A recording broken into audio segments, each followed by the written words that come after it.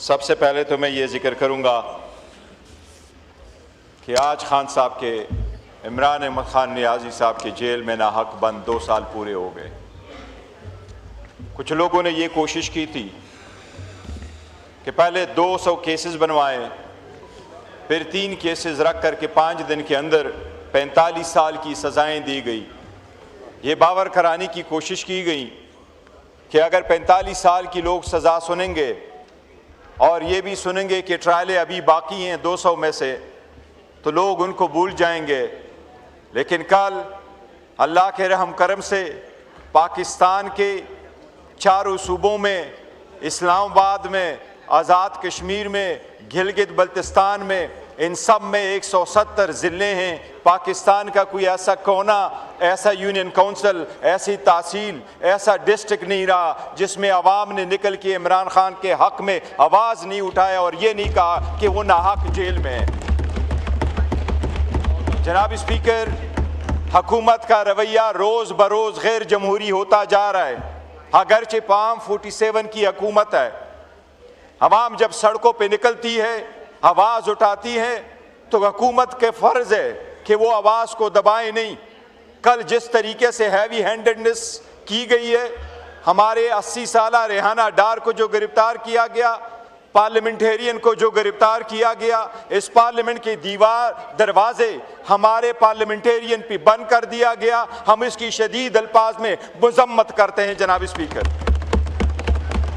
Speaker, Khan साहब के नाम पे लोगों ने हमारे निशानात ढूंढ करके हमें वोट दिए। पहले निशान लिया, झंडा लिया, पार्टी को तोड़ा, लोगों को तोड़ने की कोशिश की। हमने ज़्यादा से ज़्यादा कैंडिडेट फील्ड किए। जब हमारे 180 सीटें आई इसी पार्लियामान में, उस पार्लियामान में आज हम 90 के साथ बैठे। जब 90 के साथ आए, फिर 3 सीटें आपने हमारे ले ली रिकाउंटिंग में। पहले रिकाउंटिंग में 4000 का फ़र्क, फिर आपने रिकाउंटिंग में 23,000 का फ़र्क डाल के हमारी 3 सीटें ले ली। फिर आपने 77 सीटें हमारी रिजर्व ले ली। फिर आपने हमारे 8 MNAs को कन्वेक्ट करा भी दिया और उनको डिस्क्वालीफाई भी किया। जनाब स्पीकर, हमने कोशिश की कि सिस्टम का हिस्सा रहे, इस पार्लियामान में रहे। हमने बॉयकॉट नहीं किया, बाहर हमने असम्बली नहीं लगाई, हम इसमें रहे। लेकिन इसके बावजूद हमारे leader of the opposition Umar Ayub Khan को कन्वेक्ट किया गया, डिस्क्वालीफाई किया। हम इसकी शदीद मज़म्मत करते हैं। इसी तरीके से जनाब स्पीकर, हमारे हामिद रजा साहब को डिस्क्वालीफाई किया गया, कन्वेक्ट किया गया। जरताज गुल साहिबा को, अहमद चट्टा साहब को, राय हसन साहब को, राय हैदर साहब को, अब्दुल लतीफ़ साहब को 1 बाय 1 जनाब स्पीकर आपने उनको डिस्क्वालीफाई कराया। जनाब स्पीकर, डिस्क्वालिफिकेशन पे मैं आऊँगा, लेकिन उससे पहले मैं ये कहूँगा, ये जो ज़्यादतियाँ हो रही है इसको एक एंड होना चाहिए। आप हर आईनी कानूनी काम हमारे खिलाफ गैर कानूनी बन के करते हैं। आपने हमारे साथ बड़ी ज़्यादतियाँ की, वो ज़्यादतियाँ इतनी बढ़ रही है कि अब आवाम पूछ रही हैं, हर बंदे को महसूस हो रहा है कि ये ज़्यादतियाँ बहुत हद हो गई है। बावजूद इसके कि आपने MNAs और 2 सेनेटर को भी डिस्क्वालीफाई कराया। आपने कल शेख वकास साहब के खिलाफ ये रेजोल्यूशन यहाँ से मुँह कराया कि उसको क्यों ना उसकी सीट डिक्लेयर करे, कि वो 40 कंसेक्यूटिव डेज के बाद वो उसकी सीट वैकेंट है। जनाब स्पीकर, आर्टिकल 64(2) में कैटेगोरिकली लिखा है कि ये ईवान अगर लीव रिफ्यूज करे, जनाब स्पीकर आपकी तवज्जो चाहिए, ये अहम मामला है, कल आपने इस फोरम में रखा है। ये आप अगर कस्टोडियन की हैसियत से आपका फ़र्ज बनता है। रूल्स और आइन के मुताबिक ईवान चलाना आपकी जिम्मेदारी है। हमने हमेशा कहा है कि हम चाहते हैं कि इस कुर्सी भी जो बैठा वो इंडिपेंडेंट हो। जनाब स्पीकर, एक ही वक्त नहीं है कि इस ईवान के सामने शेख वकास की लीव एप्लीकेशन आया हो और इस ईवान ने शेख वकास की लीव एप्लीकेशन रिजेक्ट की हो। ये अपोजिशन मुतालबा करती है कि हमें बताया जाए शेख वकास की लीव एप्लीकेशन ईवान के सामने क्यों नहीं रखी गई। अगर कोई मुहज़्ज़ब दुनिया होती तो ये ईवान को मिसलीड करने के मुतरादिफ कार्रवाई होती। बरतानिया में जॉन मेजर की हुकूमत सिर्फ एक रिपोर्ट पे गई थी कि बर वक्त वो पार्लियामेंट के सामने क्यों नहीं रखा गया। जनाब स्पीकर, ये एक सटल कानून है। जनाब आपका लॉ मिनिस्टर यहाँ बैठा है, एक चीज ये वजाहत इस ईवान के फ्लोर पे करे, हम वजाहत मांगते। पाकिस्तान की हिस्ट्री में डिस्क्वालिफिकेशन का कानून सेटल हो चुका है और ये इनकी वजह से ज्यादा सेटल होने के ये पीछे पड़े थे। जनाब स्पीकर, दस्ती साहब को डिस्क्वालीफाई किया गया। Jamshed Dasti, we are proud of Jamshed Dasti, वो खान का टाइगर इंशाल्लाह वापस इस ईवान में आएंगे। जनाब स्पीकर, इस फ्लोर ऑफ द हाउस पे आपको कहता हूं, लोग इमरान खान के साथ जुड़े हुए हैं। मैंने कल देखा है अवाम की जमे गफीर पूरी दुनिया में निकली थी, दुनिया के हर कोने में एहतजाज था। खुदा की कसम, माएँ अपने बच्चों से इतना प्यार नहीं करती, इतना मोहब्बत नहीं करती जिस तरह अवाम खान से मोहब्बत करती है। और माएँ अपने बच्चों के लिए इतनी दुआएं नहीं करती जितना कल मैंने अवाम को देखा कि इमरान खान और बुशरा बीबी के लिए उन्होंने दुआएं मांगी है। हरमैन में लोग लिखते हैं, मेरे पास तस्वीर आती है, हरमैन में बैठा हूं, हाथ पे इमरान खान लिखते हैं, बैतुल्लाह की तरफ बढ़ते हैं और कहते हैं जी मैं खान के लिए दुआ कर रहा हूं। जनाब स्पीकर, ये उसका टाइगर है, इंशाअल्लाह ताला इस ईवान में वापस आएगा। लेकिन ईवान से मैं पूछता हूं, आप ये क्वेश्चन हुकूमत के सामने रखेंगे, लॉ मिनिस्टर से इस पे बातेंगे, एक्सप्लेनेशन मांगेंगे, और अगर नहीं है तो कानून से बालातर नहीं है। हमने इलेक्शन कमीशन को इस ईवान के सामने बुलाना है, उनको अकाउंटेबल करना है कि ऐसे ऑर्डर क्यों पास हो रहे हैं। जनाब स्पीकर, पहली बात ये, इलेक्शन कमीशन के बारे में सुप्रीम कोर्ट ने ये ऑर्डर किया था, ये सुप्रीम कोर्ट की फुल बेंचेस का फैसला है कि इलेक्शन कमीशन के पास किसी को सादिक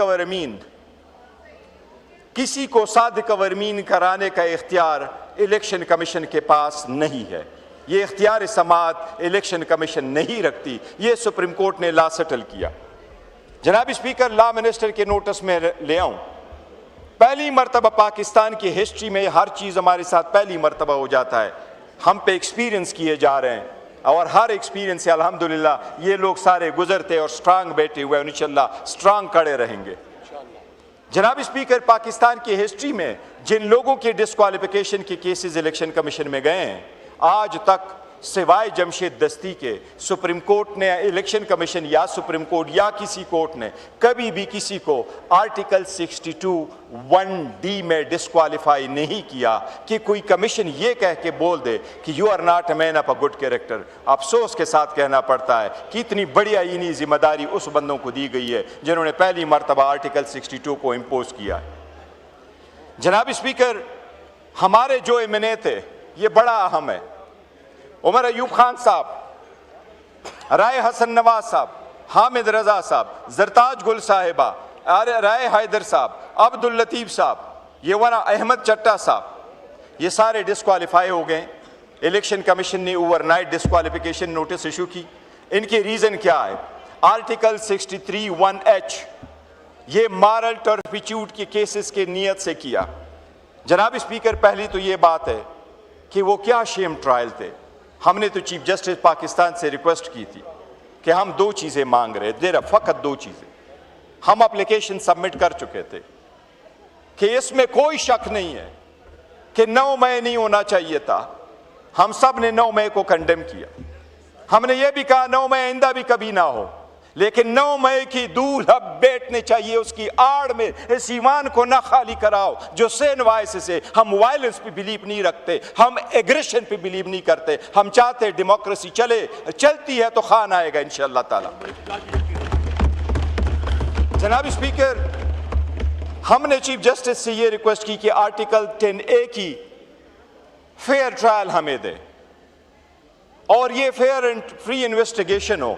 जो लोग इन्वॉल्व है किसी भी जुर्म में उनको सजाएं दे, जो इन्वॉल्व नहीं है उनको बरी कर दे।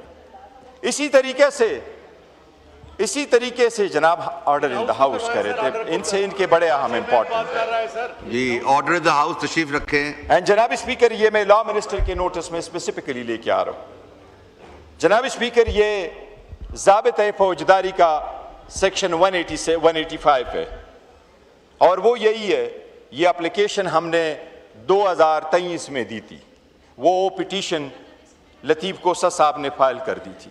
हमें उसमें स्टे मिला था और हमारा ये कहना था कि जिस इंसान के ख़िलाफ़ एक ही किस्म के चार्जेस हो और वो मुख्तलिफ अय्यार का हिस्सा हो और पाकिस्तान के मुख्तलिफ कोने में हो, उनमें सारे ट्रायल स्टे हो जाते हैं। एक ट्रायल चलता है, उसमें अगर वो इक्विट हो जाता है उसका फ़ैसला सब पे लागू है, अगर वो कन्विक्ट हो जाता है वो फ़ैसला सब पे लागू है। ये सेटल कानून है, लॉ मिनिस्टर ये एडमिट करेंगे। जनाब स्पीकर, पहले तो उस पर फ़ैसला नहीं हुआ, लेकिन उसके बावजूद हमारे जो पार्लियामेंटेरियन हैं इन पे सिर्फ और सिर्फ कंस्पेरेसी का चार्ज लगा था और इन पे वो कानून लागू था। जनाब स्पीकर, ये कहाँ का कानून है कि वो हमारे पार्लियामेंटेरियन सारे के सारे सरगोदा के कोर्ट से बरी हो गए थे, फिर उनका ट्रायल तो हो नहीं सकता। इसलिए जो ट्रायल उनका कराया गया आईन के आर्टिकल 13 के खिलाफ वर्जी कर दी गई है। हम इस जजमेंट्स को रिजेक्ट करते, टोटो में रिजेक्ट करते हैं।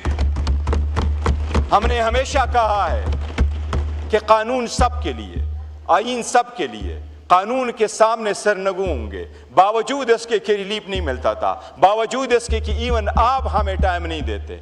आज भी 2.5 घंटे के बाद आपने बोलने का पहला मौका दिया। हमेशा से आवाज़ को दबाया गया, साउंड ख़त्म किया गया, स्पेस नहीं दी गई, म्यूट किया गया और आइंदा पता नहीं क्या कुछ होने वाला होगा। लेकिन इन सब चीज़ों के बावजूद हमने कहा कानून के सामने पेश होंगे, अदालतों के सामने पेश होंगे। लेकिन अदालतों ने हमारे साथ सुतेली माँ जैसा रवैया अडॉप्ट किया है। हमने फिर भी ये कहा है हमारे केस की सुनवाई करो, फिर भी सुनवाई नहीं होती। ये जो डिस्क्वालिफिकेशनें हुई हैं ये सब गलत। लेकिन जनाब स्पीकर, इलेक्शन कमीशन पे मेरा स्पेशल एतराज़ है, हमारा स्पेशल एतराज़ है। जनाब स्पीकर, अगर कन्विक्शन हो भी जाती, टेररिज्म में भी हो जाती, 10 साल में कन्विक्शन हो जाती, तो ये मैं कानून आपके सामने रखता हूँ। 1976 का कानून 2017 के इलेक्शन एक्ट से पहले राइज था।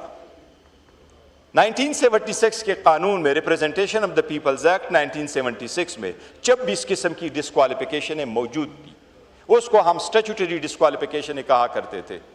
और आईन के आर्टिकल 62, 63 में डिस्क्वालिफिकेशन और 62 में क्वालिफिकेशन मौजूद है। 2017 में इलेक्शन एक्ट में कंप्रहेंसिव अमेंडमेंट की गई, सब कुछ कंसोलिडेट किया गया। लिमिटेशन, डीलिमिटेशन भी, इलेक्शन एक्ट जो सेनेट के थे वो भी, असेंबली के भी लॉज जो है वो सारे कंसोलिडेट किए गए।